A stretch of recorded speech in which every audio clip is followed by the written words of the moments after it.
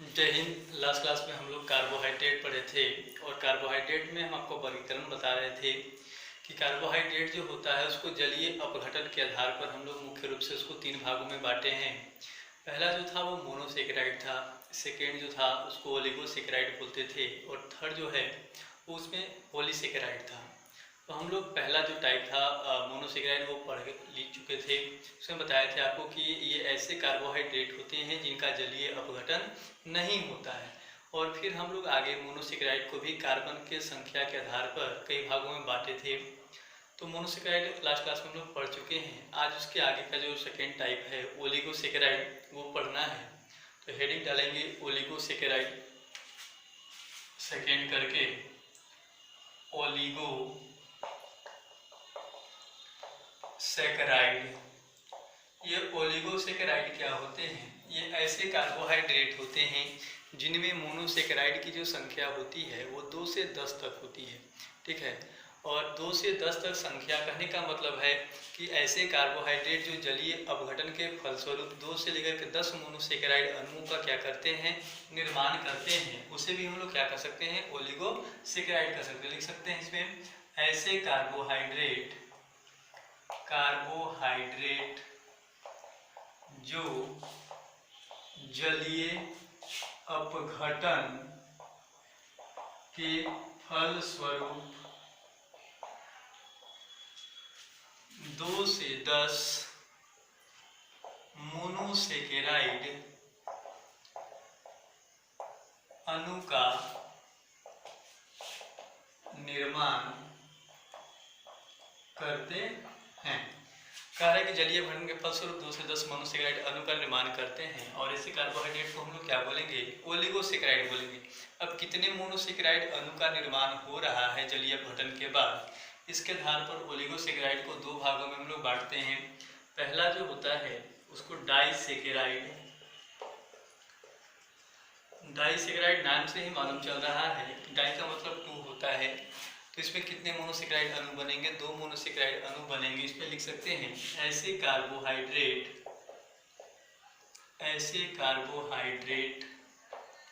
जो जलीय अपघटन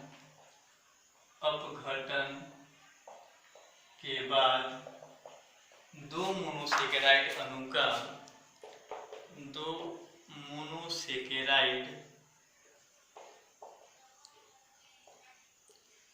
अणु का निर्माण करते हैं। अगर एग्जाम्पल देखा जाए इसका, तो इसका एग्जाम्पल जो आता है वो सुक्रोज।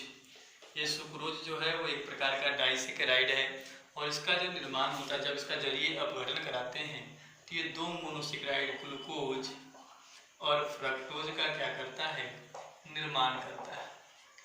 दूसरा अगर एग्जाम्पल देखें इसका तो वो होता है माल्टोज। ये जो माल्टोज है ये भी एक प्रकार का डाइसेकेराइड है और ये भी जलीय अपघटन के बाद ये ग्लूकोज के 2 इकाइयों का निर्माण करता है। कहने का मतलब 2 ग्लूकोज का निर्माण करता है। थर्ड जो एग्जाम्पल है इसका वो आता है लैक्टोज। और लैक्टोज जो है इसका जलीय अपघटन कराने पर ग्लूकोज और गैलेक्टोज प्राप्त होता है। ये तीनों के तीनों ऐसे कार्बोहाइड्रेट हैं जिनके जलीय अपघटन के बाद 2 मोनोसेकेराइड अणु का निर्माण हो रहा है, इसीलिए इन सबको हम लोग क्या बोलेंगे, डाइसेकेराइड बोलेंगे। इसके बाद नेक्स्ट आता है ट्राइसेकेराइड। तो पहले आप इसको क्या करिए, नोट कर लीजिए। नेक्स्ट जो सेकेंड टाइप होता है ओलिगोसेकेराइड का वो आपका होता है ट्राइसेकेराइड। ये ट्राइसेकेराइड क्या होता है, ये ऐसे कार्बोहाइड्रेट होते हैं जो जलीय अपघटन के फलस्वरूप कितने मोनोसेकेराइड का निर्माण करेंगे, 3 मोनोसेकेराइड का निर्माण करेंगे। इसमें लिख सकते हैं ऐसे कार्बोहाइड्रेट जो जलीय अपघटन के फलस्वरूप 3 मोनोसेकेराइड का निर्माण करते हैं। और इसका जो एग्जाम्पल होता है वो रेफिनोज होता है।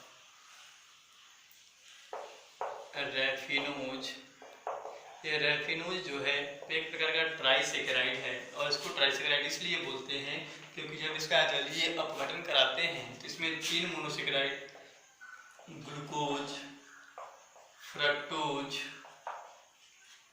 और गैलेक्टोज का निर्माण होता है। गैलेक्टोज का निर्माण।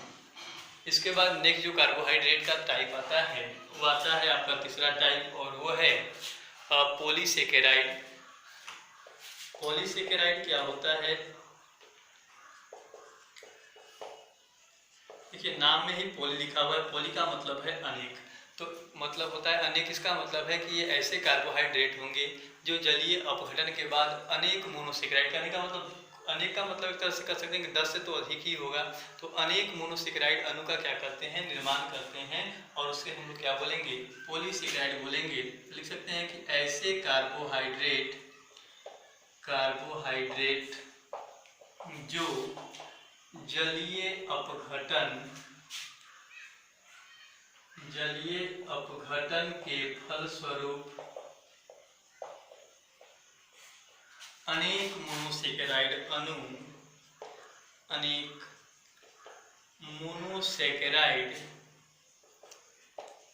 का निर्माण करते हैं। इसका जो एग्जाम्पल होता है वो स्टार्च। पौधों में जो स्टोर फूड मटेरियल होता है वो स्टार्च होता है। दूसरा जो अगर हम लोग बात करें सेल्यूलोज, ये सेल्यूलोज जो है वो भी एक प्रकार का क्या होता है, पॉलीसेकेराइड होता है, जो पौधों के कोशिका भित्ति में मौजूद होता है। नेक्स्ट अगर हम लोग बात करें ग्लाइकोजन, ये ग्लाइकोजन जो है ये भी एक प्रकार का क्या होता है, पॉलीसेकेराइड होता है, जो हमारे शरीर के अंदर जंतुओं के शरीर में क्या होता है, संग्रहित भोज्य पदार्थ के रूप में मौजूद होता है। तो ये आपका है पॉलीसेकेराइड। तो ये पॉलीसेकेराइड क्या होते हैं, ऐसे कार्बोहाइड्रेट जिनका जलीय अपघटन के फलस्वरूप अनेक मोनोसेकेराइड का निर्माण होता है। अब बात आता है कि एग्जाम में क्वेश्चन यहाँ से कैसे आता है। तो यहाँ से क्वेश्चन सब्जेक्टिव पूछेगा, और जब भी सब्जेक्टिव पूछता है तो वो दीर्घ में पूछता है। इस साल भी आया था कि क्वेश्चन सुनिए क्या था कि कार्बोहाइड्रेट किसे कहते हैं और इसका वर्गीकरण कैसे किया जाता है। तो पहले सीधा सा लिखना है कार्बोहाइड्रेट का डेफिनेशन, फिर उसके बाद बताया कि कार्बोहाइड्रेट का वर्गीकरण हम लोग जलीय अपघटन के आधार पर करते हैं, और उसके आधार पर कार्बोहाइड्रेट कितने प्रकार के होते हैं, 3 प्रकार के। पहला आपका मोनोसेकेराइड था, सेकेंड ओलिगोसेकेराइड। ओलिगोसेकेराइड को भी 2 भागों में बांटे थे, डाइसेकेराइड और ट्राइसेकेराइड। और तीसरा जो होता है वो कौन होता है, पॉलीसेकेराइड। यहाँ तक लिखना पड़ेगा आपको उस दीर्घ क्वेश्चन का आंसर, तो आपको 5 नंबर मिलेगा। तो इसको आप क्या करिए, नोट कर लीजिए। इसके बाद आगे देखते हैं। इसके बाद कार्बोहाइड्रेट के ही कुछ और टाइप होते हैं, उसको लिखना नहीं है, एग्जाम में आएगा उसको तो पूछेगा तब लिखना है, और वो होता है अपचायक एवं अनअपचायक। यहाँ से क्या होता है, ऑब्जेक्टिव क्वेश्चन पूछता है, तो हेडिंग डालेंगे अपचायक एवं अनअपचायक कार्बोहाइड्रेट या शर्करा। हेडिंग डालिए अपचायक एवं अनअपचायक कार्बोहाइड्रेट। अपचायक एवं अनअपचायक कार्बोहाइड्रेट ये क्या होते हैं, सबसे पहले बात करते हैं अपचायक। अपचायक जो होता है इस शुगर, शर्करा, इसको बोलते हैं रिड्यूसिंग शुगर अंग्रेजी में। और रिड्यूसिंग का मतलब क्या है कि ये ऐसे यौगिक होते हैं, ऐसे कार्बोहाइड्रेट होते हैं जो फेलिंग विलियन और टॉलेंस अभिकर्मक को क्या करते हैं, अपचयित करते हैं। या कह सकते हैं कि ऐसे कार्बोहाइड्रेट होते हैं जिनमें मुक्त CO समूह होता है। वो भी हम लोग स्ट्रक्चर बनाएंगे तो समझेंगे। पहले इसका डेफिनेशन लिख देते हैं। ऐसे कार्बोहाइड्रेट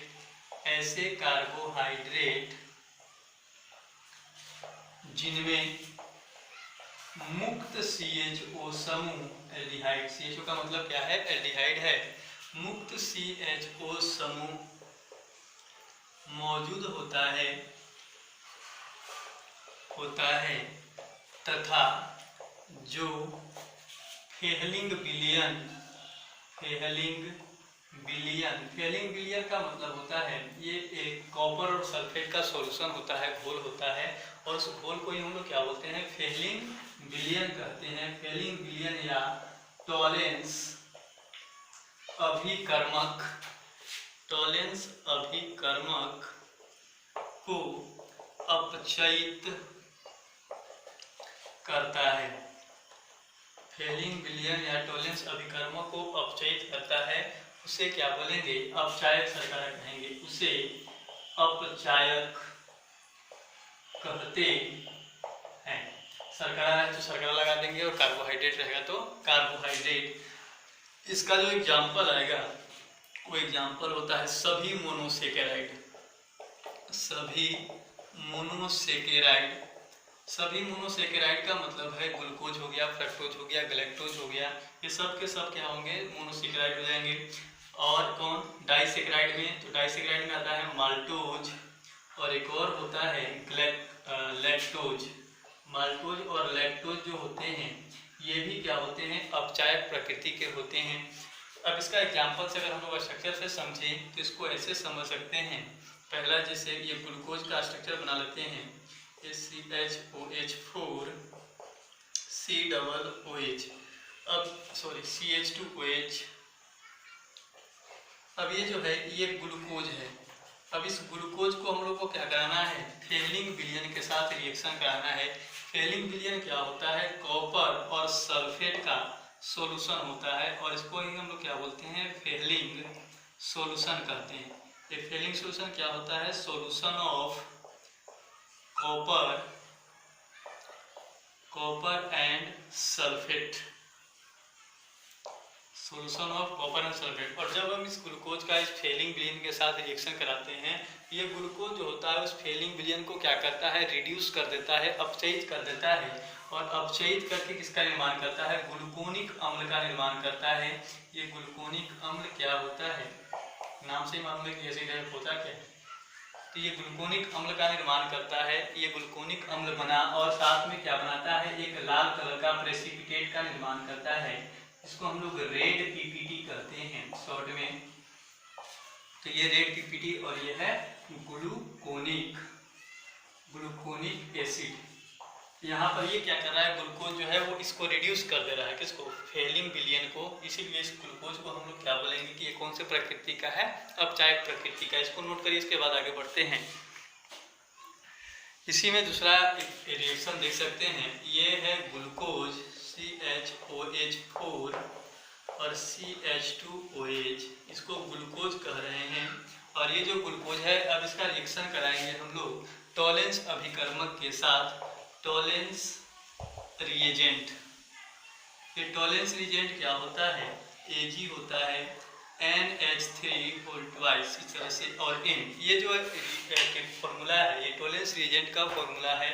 और जब हम लोग इस ग्लूकोज का टॉलेंस रिएजेंट के साथ रिएक्शन कराते हैं तो ये टॉलेंस रिएजेंट को भी क्या करता है, रिड्यूस करता है, और रिड्यूस करने के बाद सिल्वर मिरर टेस्ट देता है, या सिल्वर मिरर का निर्माण करता है ग्लूकोनिक अम्ल का। यहाँ पर सबसे पहले ये बनाएगा ग्लूकोनिक अम्ल CHOH4 और CH2OH प्लस क्या बनाता है, Ag। इसको हम लोग बोलते हैं सिल्वर मिरर। सिल्वर मिरर, ये इंपॉर्टेंट है, सिल्वर मिरर। ग्लूकोज जो है वो किसके साथ रिएक्शन करके, टॉलेंस रिएजेंट के साथ रिएक्शन करके किसका निर्माण करता है, सिल्वर मिरर का निर्माण करता है। तो ये इसीलिए हम लोग को ये फेलिंग विलियन और टॉलेंस अभिकर्मक को क्या कर रहे हैं, रिड्यूस कर रहे हैं। और इसी प्रकार से जो माल्टोज और लैक्टोज होता है वो भी क्या करता है, इनको रिड्यूस करता है। इसलिए इनको हम लोग क्या बोलते हैं कि ये कैसे शर्करा है, अपचायक शर्करा है। ठीक है। मुक्त CHO समूह का मतलब देखिए, ये जो CHO है वो नीचे यहाँ पर जुड़ा हुआ है और किससे जुड़ा हुआ नहीं है, इसलिए इसको हम लोग क्या बोलेंगे कि ये CHO समूह जो है वो मुक्त है। और मुक्त है तभी ये क्या कर रहा है, फेलिंग विलियन और टॉलेंस अभिकर्मक को रिड्यूस कर रहा है। इसके बाद नेक्स्ट जो टाइप आएगा दूसरा, वो है अनअपचायक शर्करा। अपचायक, इसको बोलते हैं नॉन रिड्यूसिंग। नॉन रिड्यूसिंग क्या होगा, ये ऐसे कार्बोहाइड्रेट होंगे जिनमें मुक्त CHO समूह मौजूद नहीं होगा और जो इनको अपचयित नहीं करेंगे। तो लिख सकते हैं ऐसे कार्बोहाइड्रेट या शर्करा ऐसे कार्बोहाइड्रेट, इसका ग्लूकोनिक अम्ल नाम होता है, ध्यान रखना। ऐसे कार्बोहाइड्रेट जो या जिनमें मुक्त CHO समूह, जिनमें मुक्त CHO समूह मौजूद नहीं होता है तथा जो फेहलिंग विलियन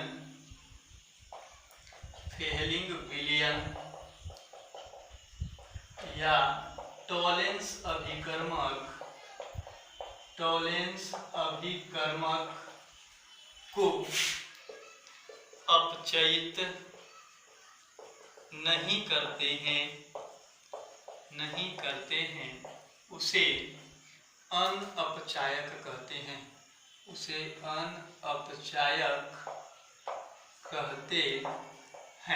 और इसका जो एग्जाम्पल होगा वो सुक्रोज होता है। स्ट्रक्चर इसका बाद में हम लोग देखेंगे, ठीक है, जब इसके बारे में पढ़ेंगे तब। तो इसमें मुक्त CHO समूह नहीं होता है और मुक्त CHO समूह मौजूद न होने के कारण ही ये क्या करता है, ना तो फेहलिंग विलियन को और ना ही टॉलेंस अभिकर्म को क्या कर पाता है, रिड्यूस कर पाता है। और इसीलिए सुक्रोज को हम लोग क्या बोलते हैं, अनअपचायक। तो यहाँ से जो क्वेश्चन आपसे पूछेगा कि कौन अपचायक शर्करा है और कौन अनअपचायक शर्करा है, तो अपचायक शर्करा में सभी मोनोसेक्राइड आते हैं और एक कौन डाइसेक्राइड में कौन आता है, माल्टोज और लैक्टोज।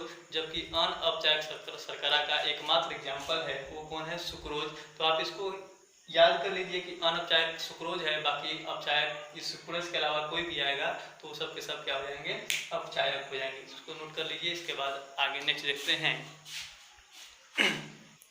अब बारी बारी से हम लोगों को सभी मोनोसेक्राइड, डाइसेक्राइड और पॉलीसेक्राइड के जो एग्जाम्पल थे उनके बारे में पढ़ना है। इसमें से पहला जो हेडिंग आएगा वो आएगा आपका ग्लूकोज।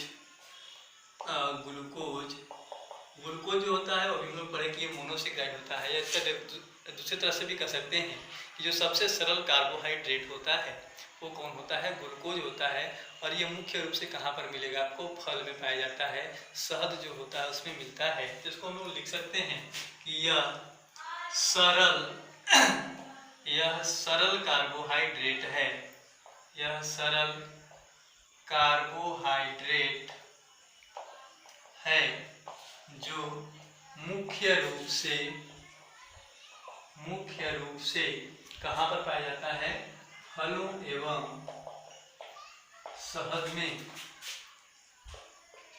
शहद में पाया जाता है।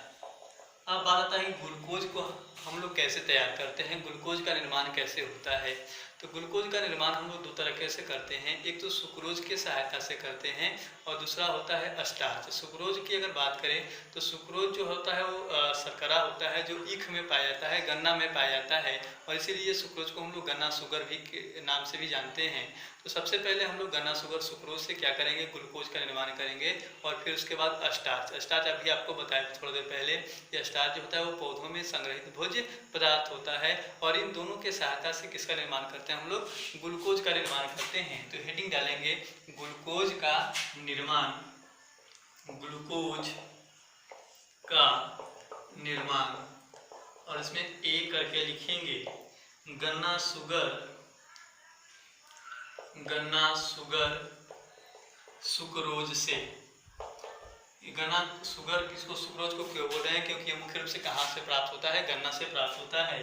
गन्ना शुगर सुक्रोज से, इसमें लिख सकते हैं सुक्रोज को एल्कोहल के उपस्थिति में तनु HCl या H2SO4 के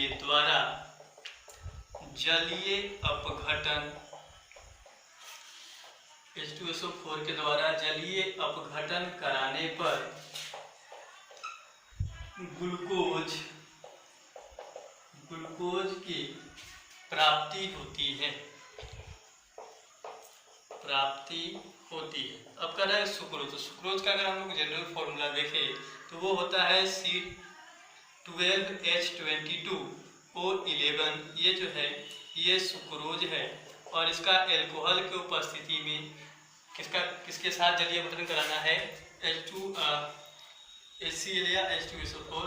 यहाँ पर H2O लिखेंगे, यहाँ पर लिखेंगे तनु HCl, H2SO4 भी लिख सकते हैं। तो ये सुक्रोज है, सुक्रोज का तनु HCl के उपस्थिति के द्वारा हम लोग क्या कराते हैं, जलीय अपघटन कराते हैं। तो इससे क्या होता है, आपको ग्लूकोज प्राप्त होता है और फ्रक्टोज प्राप्त होता है। ग्लूकोज और फ्रक्टोज का जो फॉर्मूला होता है वो सेम होता है, ठीक है। तो स्ट्रक्चर में सिर्फ अलग अंतर होता है, ग्लूकोज और ये क्या है, फ्रक्टोज है। तो पहला जो ग्लूकोज बनाने का विधि है वो क्या है, तो गन्ना शुगर सुक्रोज से हम लोग ग्लूकोज प्राप्त करते हैं। वो कैसे, तो जब सुक्रोज को एल्कोहल के उपस्थिति में तनु HCl या H2SO4 के द्वारा क्या कराएंगे, जलीय अपघटन कराएंगे, तो उससे क्या प्राप्त होता है, ग्लूकोज प्राप्त होता है। ये पहला विधि है। इसके बाद स्टार्च से करेंगे, पहले इसको नोट करिए।